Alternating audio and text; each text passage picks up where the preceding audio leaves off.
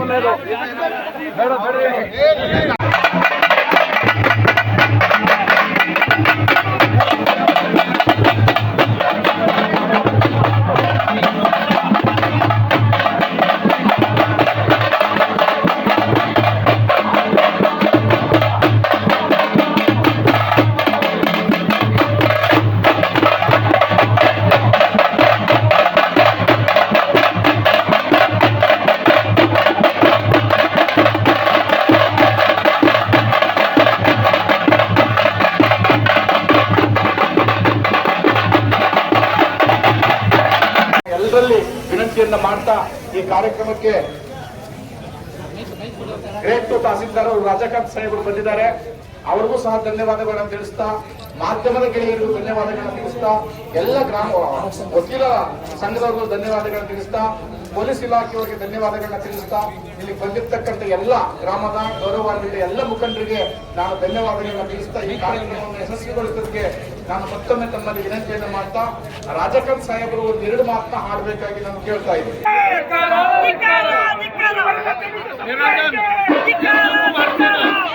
ಎಲ್ಲ ಬಂದು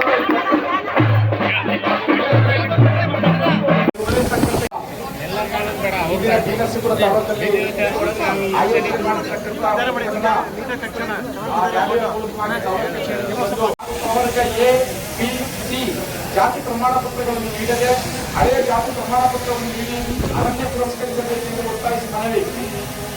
ಈ ಮನವಿಯನ್ನ ಮಾನ್ಯ ರಾಜ್ಯಪಾಲರು ಮತ್ತೆ ಮಾನ್ಯ ಮುಖ್ಯಮಂತ್ರಿಗಳಿಗೆ ತಹಸೀಲ್ದಾರ್ ಅವರ ಪೂರ್ವಕವಾಗಿ ಕೊಡ್ತಾ ಇದ್ದೀವಿ. ಈ ಮನವಿಯನ್ನು ಸರ್ಕಾರ ಸಲ್ಲಿಸಬೇಕಾಗಿ ಅವರನ್ನ ವಿನಂತಿಯನ್ನು ಮಾಡ್ತಾ ಇದ್ದೀವಿ. ಏನು ಬಲಯ ಜಾತಿ ಒಳ ಮೀಸಲಾತಿ ಹೋರಾಟ ಸಮಿತಿ ಟಿ ನರಸೀಪುರರವರು ಮಾನ್ಯ ರಾಜ್ಯಪಾಲರಿಗೆ ಒಳ ಮೀಸಲಾತಿಯಲ್ಲಿ ಪರಿಷ್ಠ ಜಾತಿ ಬಲಗೈ ಸಂಬಂಧಿತ ಜಾತಿಗಳಿಗೆ ಆಗಿರುವ ಅನ್ಯಾಯವನ್ನು ಸರಿಪಡಿಸೋ ಕುರಿತು ನಮಗೆ ಮನವಿ ಕೊಟ್ಟಿದ್ದಾರೆ. ಈ ಮನವಿಯನ್ನು ಮಾನ್ಯ ಜಿಲ್ಲಾಧಿಕಾರಿಗಳ ಮುಖಾಂತರ ಮಾನ್ಯ ರಾಜ್ಯಪಾಲರಿಗೆ ತಲುಪಿಸುವಂತ ಕೆಲಸವನ್ನು ಈ ದಿವಸ ಮಾಡ್ತೀನಿ ಅಂತ ತಮ್ಮನ್ನು ನಾನು ಅವರ ಸಮುದಾಯದ ಮತವನ್ನ ರೂಪಾಂತರಗೊಳಿಸಿ ಪರಮೇಶ್ವರನ ಸೋಲಿಸಿ ಬಲಗೈ ಸಮುದಾಯಕ್ಕೆ ಮುಖ್ಯಮಂತ್ರಿ ಸ್ಥಾನವನ್ನ ಮೊದಲನೇ ತಪ್ಪಿಸ್ತಾರೆ. ಅದಾದ ನಂತರದಲ್ಲಿ 2013ರಿಂದ 2018 ತನಕ ಅಧಿಕಾರವನ್ನು ಮಾಡಿದ ಸಿದ್ದರಾಮಯ್ಯನವರು 2016ರಲ್ಲಿ ಈ ಸಮುದಾಯದ ಗಟ್ಟಿದನಿ ಅನ್ಸ್ಕೊಂಡಿದ್ದಂತಹ ಸನ್ಮಾನ್ಯ ವಿ ಶ್ರೀನಿವಾಸ್ ಪ್ರಸಾದ್ ಅವರನ್ನ ಸಂಪುಟದಿಂದ ದೂರ ಇರತಕ್ಕಂಥ ಕೆಲಸವನ್ನ ಮಾಡ್ತಾರೆ. ಇದು ದೊಡ್ಡ ಹೊತ್ತ ಬಲಗೈ ಸಮುದಾಯಕ್ಕಾಗುತ್ತೆ. ಅದಾದ ನಂತರದಲ್ಲಿ 2018ರಲ್ಲಿ ಅವರು ಮಾಡಿದಂತ ತಪ್ಪಿಗೆ ಪ್ರಾಯಶ್ಚಿತ್ತವನ್ನು ಅನುಭವಿಸ್ತಾರೆ. ಹಾಗೇನೆ 2023ರಲ್ಲೂ ಸಹ ದಲಿತ ಸಿಎಂ ಪಡೆದುಕೊಂಡು ಕಾಂಗ್ರೆಸ್ ಪಕ್ಷವನ್ನು ಅಧಿಕಾರಕ್ಕೆ ತಂದಿದ್ದೀವಿ. ಎಲ್ಲರೂ ಇವತ್ತೊಂದು ದಿನ ಕಾಂಗ್ರೆಸ್ ಪಕ್ಷವನ್ನು ಅಧಿಕಾರಕ್ಕೆ ತಂದಂತಹ ಈ ಬಲಗೈ ಸಮುದಾಯವನ್ನ ಒಳ ಮೀಸಲಾತಿ ಅಂತಕ್ಕಂಥ ಹೆಸರಿನಲ್ಲಿ ಇಬ್ಬಾಗಲ್ಲ 3 ಭಾಗಗಳಾಗಿ ವಿಂಗಡಣೆ ಮಾಡಿ ಸರ್ಕಾರ ಗಮರಾಟ ನೋಡ್ತಾ ಇದೆ ಇಲ್ಲಿ. ಯಾಕಂದ್ರೆ 2011ರ ಜನಗಣತಿಯ ಪ್ರಕಾರ ಕರ್ನಾಟಕದ ಜನಸಂಖ್ಯೆ 6.11 ಕೋಟಿ, 6,11,00,000 ಇತ್ತು. ಈ 6,11,00,000ದಲ್ಲಿ ಬಹುಸಂಖ್ಯಾತರಾದ ಪರಿಷ್ಠ ಜಾತಿಗಳು ನಾವು ಏನಿದ್ದೀವಿ 1,06,00,000 ಇದ್ವು. ಈ 1,06,00,000ನ ಇವರು ಇದೇ ಸಂಖ್ಯೆಯಲ್ಲಿದ್ರೆ ಮುಂದೊಂದಿನ ನಮ್ಗೆ ಎಚ್ಚರಿಕೆ ಗಂಟೆ ಆಗುತ್ತೆ, ಇವರು ನಮ್ಮನ್ನ ಒದ್ದೋಡಿಸ್ತಾರೆ ಅಂತ ಭಾವಿಸಿ ಎಲ್ಲಾ ಸಮುದಾಯದವರು ಸಹ ಒಗ್ಗೂಡಿ ಈ ಒಳ ಮೀಸಲಾತಿ ಅಂತ ಬಂದ್ರೆ ಇವ್ರನ್ನ 3 ಭಾಗ ಮಾಡಿ ಅಲ್ಲಲ್ಲೇ ಡಿವೈಡ್ ಮಾಡ್ಬಿಟ್ರೆ ನಿಮ್ಮ ಜನಸಂಖ್ಯೆ ಎಷ್ಟಪ್ಪ ಅಂತ ಕೇಳಬಹುದು. ಆ ಕೇಳಿದಂತ ಸಂದರ್ಭದಲ್ಲಿ ನಿಮ್ಗೆ ಮುಖ್ಯಮಂತ್ರಿ ಅಲ್ಲ, ಉಪಮುಖ್ಯಮಂತ್ರಿಗಳು ಸಹ ಕೊಡ್ಲಿಕ್ಕೆ ಆಗಲ್ಲ, ಸಚಿವ ಸಂಪುಟದಲ್ಲಿ ಯಾವ ಸ್ಥಾನವನ್ನು ಪಡೆಯಲಿಕ್ಕೆ ಸಾಧ್ಯವಿಲ್ಲ ಅಂತ ಹೇಳ್ಬೋದು ಅನ್ನೋ ಕಾರಣದಿಂದ ಪ್ರವರ್ಗಗಳಾಗಿ ವಿಂಗಡಣೆ ಮಾಡಿ ನಮ್ಗೆ ಭಾರಿ ಅನ್ಯಾಯ ಮಾಡಿದ್ದಾರೆ. ಈ ಕಡೆ ನೋಡಿ, ಈ ಕಡೆ